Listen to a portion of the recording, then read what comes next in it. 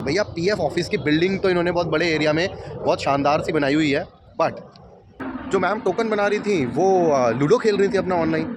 और वो अपना लूडो, उनका कुछ बहुत सीरियस चल रहा था मसला।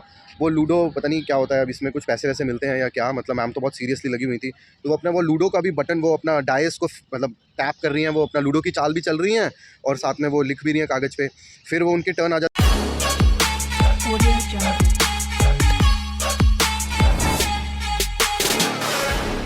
honestfeedback.com ऑनेस्ट फीडबैक्स की बात करना स्टार्ट करी है।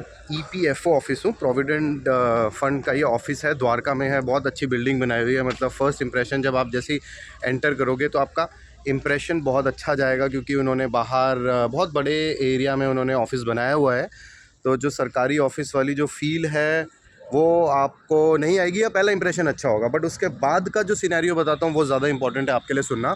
आप एक समझ लीजिए, मुझे पीएफ की मेरे साथ प्रॉब्लम क्या आ रही है और मैं क्या एक्सपेक्टेशन लेकर यहाँ पे आया। सबसे पहली बात, एक्चुअली 2008 में exactly, just right after my graduation 2008 में मैंने कुछ जॉब स्टार्ट करी थी कुछ प्राइवेट कंपनीज़ के साथ, जिसमें से एक थी पहली वाली कंपनी मेरी जेनपैक्ट, जो कि 3-4 महीने वो फर्स्ट जॉब थी, वो रही। उसके बाद कुछ डिफरेंट कंपनीज़ में जॉब करी, HCL टेक्नोलॉजीज़। और जो लास्ट मुझे याद है, मैं कंपनीज़ के नाम आपको बता रहा हूँ, जैसे एक्रेटिव हेल्थ एक कंपनी थी जिसमें 1 साल, ऑलमोस्ट 1 साल मैंने काम किया। अब वहाँ पे मेरे डिफरेंट पीएफ अकाउंट वहाँ पे बने होंगे और मेरी सैलरी में से पीएफ डिडक्ट होता था, राइट। अब आज वापस आ जाते हैं इस सिनेरियो पे। अब है 2024 और इससे पहले भी कई बार मुझे याद आया कि यार मेरे तो पीएफ अकाउंट बने हुए थे, मेरी तो सैलरी में से एक बाकायदा अमाउंट रेगुलरली डिडक्ट होता था। तो वो अमाउंट कहाँ गया? वो कहीं ना कहीं पीएफ अकाउंट में ही पड़ा हुआ है, ठीक है। अब कुछ क्वेश्चंस हैं दिमाग में जिसको लेके मैं पॉइंट पे आता हूँ। मुझे अपना पीएफ बैलेंस पता करना है कि भाई मेरा पीएफ अकाउंट बना होगा उस टाइम पे, मेरी सैलरी में से जो अमाउंट डिडक्ट हुआ है इन 4-5 ऑर्गेनाइजेशंस, जिनके 3-4 ऑर्गेनाइजेशंस के मैं नाम ले रहा हूँ, वो अमाउंट कहीं पे गया होगा डेफिनेटली, और वो इकट्ठा हो रहा होगा और उसके ऊपर इंटरेस्ट भी हो रहा होगा। ये मेरी एक बेसिक सी अंडरस्टैंडिंग है। अब जब मैं कॉल करता हूँ HR को उस कंपनी के, तो वो मुझसे मांगते हैं अपनी एम्प्लॉय कोड बताओ, तभी हम आपको आपका फर्दर डिटेल्स बता पाएंगे। अब 2008 और आज है 2024, मेरे पास कोई एम्प्लॉय कोड नहीं है उस कंपनी का, मेरे पास कोई एज सच कोई पेपर्स भी नहीं है। कुछ हो सकता है मेरे पास कोई जॉइनिंग फॉर्मेलिटी वाला कोई पेपर हो, उससे कुछ रिट्रीव हो जाए, बट कंपनी से मुझे कुछ खास इन्फॉर्मेशन मिली नहीं। फिर मैंने ऑनलाइन जो है वो कोशिश करी, ऑनलाइन पता लगाने की। तो कुछ UAN नंबर होता है, बट प्रॉब्लम ये है, ठीक है, आई होप मैं प्रॉब्लम अपनी समझा पा रहा हूँ आपको। प्रॉब्लम ये है कि भाई मेरा फ़ोन नंबर उस टाइम पे अलग था, बहुत साल पुरानी बात है, ठीक है। हाँ, मेरा पैन नंबर सेम रहा है हमेशा से, जो मेरा फर्स्ट पैन कार्ड बना है वही पैन नंबर आज तक है। और जहाँ तक मेरी बेसिक अंडरस्टैंडिंग है, please educate me if I am wrong, वही उम्मीद लेके मैं यहाँ पे आया था। मैंने बोला अगर जो मेरा पैन नंबर है वो मेरा एक फ़ाइनेंशियल हाउ शुड आई से, एक मेरे फाइनेंशियल लेन देन को वो फाइनेंशियल ट्रांजैक्शन से रिलेटेड है, right, inflow outflow of money से रिलेटेड है, तो मेरा पैन नंबर उसी टाइम से है बना हुआ।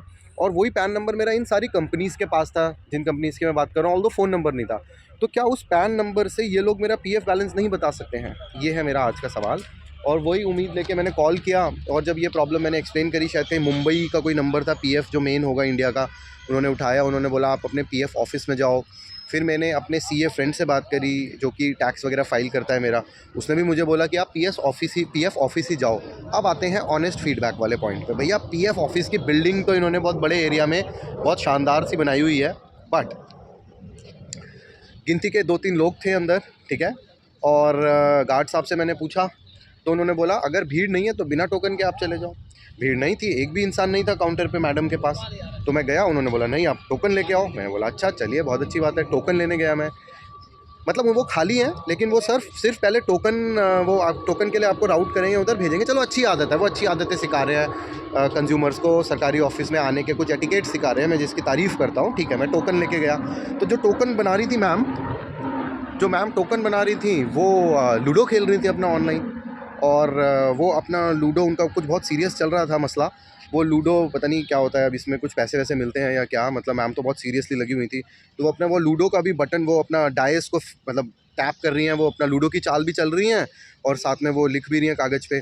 फिर वो उनकी टर्न आ जाती है लूडो की, फिर वो अपना लूडो का बटन दबा रही हैं और फिर उनका फिर उनका टर्न आ जाता है। तो बट जिससे ठीक है, कोई प्रॉब्लम नहीं है, मैडम मतलब सारे काम छोड़ के लूडो नहीं खेल रही है भाई, काम करते करते लूडो खेल रही है, मल्टीटास्किंग कर रही हैं, बहुत अच्छी बात है। तो अब नेक्स्ट काउंटर पे गया मैं, उनको मैंने ये बताया कि जी मेरे पास सिर्फ मेरा पैन नंबर है, उस ज़माने का मेरे पास ना फ़ोन नंबर है, कंपनी का मेरे पास पीएफ नंबर भी नहीं है, कंपनी की डिटेल, कंपनी ने मेरे को कोई डिटेल नहीं दी, तो क्या आप मेरे पैन नंबर से मेरा अमाउंट रिट्रीव करके बता देंगे क्या है मेरा अमाउंट। तो उन्होंने बोला दूसरे काउंटर पे जाओ। फिर जब मैं दूसरे काउंटर पे गया तो उनको ये सिचुएशन एक्सप्लेन करी। उन्होंने बोला कुछ नहीं हो सकता इसमें, आपकी गलती है, आप पढ़े लिखे हो, आपको उनसे पीएफ नंबर लेना चाहिए था। मैंने बोला वो 2008 की बात है, वो तो बहुत पुरानी बात है, और अब जो है मेरे पास कोई डिटेल नहीं है। मैं एचआर को वहाँ पे कॉल कर रहा हूँ, एचआर बोल रहा है कि एम्प्लॉय कोड दो, मेरे पास मेरा कोई एम्प्लॉय कोड नहीं मुझे पता उस टाइम का। तो ये सारी प्रॉब्लम्स जो हैं वो थी जिसके लिए मैं यहाँ पे आया था, बट मुझे कोई रेजोल्यूशन उसका नहीं मिला। This is what my honest feedback is about EPFO department Dwarka. अगर आपको और फर्दर इन्फॉर्मेशन चाहिए तो मैं आपको बता देता हूँ लूडो वाली मैडम के बारे में, है ना, मतलब उनको एक फ़ीडबैक मिले कि भाई लूडो नहीं खेलना होता है सरकारी जॉब पे जब आपको सैलरी मिलती है, ठीक है, लोगों के काम करो और शिफ्ट ख़त्म होने के बाद लूडो खेलो घर जाके, अगर आपको ऐसा लगता है। तो वो है ईपीएफओ पश्चिम लिखा हुआ है, दिल्ली पश्चिम, वेस्ट का, क्योंकि मेरा एड्रेस वेस्ट का पड़ता है। तो वहाँ पे ही पहले काउंटर पे थी वो मैडम, जो फर्स्ट काउंटर पे जो टोकन दे रही थी, उसके साथ में एक और मैडम थी जिन्होंने मुझे दूसरे काउंटर पे भेजा था। जो सर थे जिन्होंने हेल्प नहीं की, वो सब यहाँ बैठे हुए हैं पश्चिम वाले काउंटर पे। Anyway dear all, thank you very much. This is my third video on this channel, but आप सब लोगों की सुविधा के लिए, आप सब लोगों की हेल्प के लिए, जो भी मेरे पास इन्फॉर्मेशन होगी डे टू डे लाइफ में डिपार्टमेंट से डील करते हुए, in fact private companies, restaurants, products, so it's like a review and rating जो मैं एज ऑनेस्ट एज पॉसिबल आप लोगों के साथ शेयर करना चाहता हूँ। और जो गार्ड्स हैं यहाँ पे वो शायद हरियाणा से हैं, क्योंकि ये बॉर्डर है द्वारका, दिल्ली और हरियाणा का संभाव। तो वो आप और तुम उनको नहीं आता है तो उससे भी आप ऑफेंड मत होना। मैं भी नहीं हुआ ऑफेंड जब वो बोलते हैं तू यहाँ पे गाड़ी लगा ले या तू वहाँ पे गाड़ी लगा ले। तो अंदर वाले गार्ड साहब भी यही हैं, तो एज में भी थोड़े से बड़े थे जिन्होंने तू करके एड्रेस किया। और मुझे पता है कि यहाँ पे वो शायद लैंग्वेज भी है, वो अपने घर में भी तू ही करके बात करते हैं आपस से, आप और तुम नहीं है। तो प्लीज़ ऑफेंड मत होना, ये भी आप थोड़ा सा मेंटली प्रिपेयर करके आना। Thank you.